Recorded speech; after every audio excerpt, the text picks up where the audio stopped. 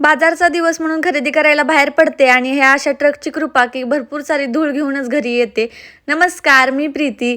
आता कशी तरी वाट काढत काढत आम्ही निघालो होतो बाजारला. बाजारमध्ये गेल्या गेल्या ना आज एवढी छान छान फुलं तिथं विकायला आलेली होती ना, पण जशी जवळ गेले आणि हातात घेतली ना तसं समजलं की हे खूप जुनाट वाटतंय. आणि आज बघा इतके छान छान ड्रेसेस आले होते ना की कुठला घेऊन कुठला नको असं मला झालं होतं. त्यानंतर आहे ना हिवाळ्यासाठी भरपूर असे स्वेटर्स पण आले होते, पण अशा स्वेटरचं पुढे काय होतं ना ते तुम्हाला पण माहीतच असेल. ते झाल्यावरती आलो होतो सुपर मार्केटमध्ये. गरजेच्या काही वस्तू घ्यायच्या होत्या आणि इथे बघा सगळे बॉडी लोशनचे किती प्रकार लावून ठेवलेले आहेत.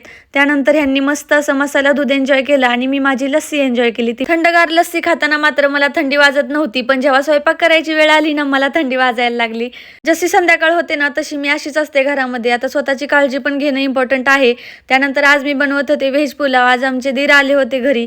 त्यांच्यासाठी स्पेशल असा स्वयंपाक तर झाला होता, पण व्हेज पुलाव बनवायचा फक्त बाकी होता. बाकी सगळ्या गोष्टी तर मी आधीच रेडी करून गेले होते, कारण मला माहीत होते एकदा बाजारात गेले की माघारी आल्यावरती भरपूर कंटाळा येतो.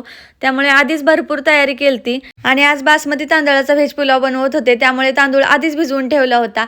त्यानंतर मस्त असं आम्ही सगळ्यांनी जेवण करून घेतलं. आणि ह्या व्हेज पुलावची रेसिपी हवी असेल तर कमेंटमध्ये सांगा. Okay, bye.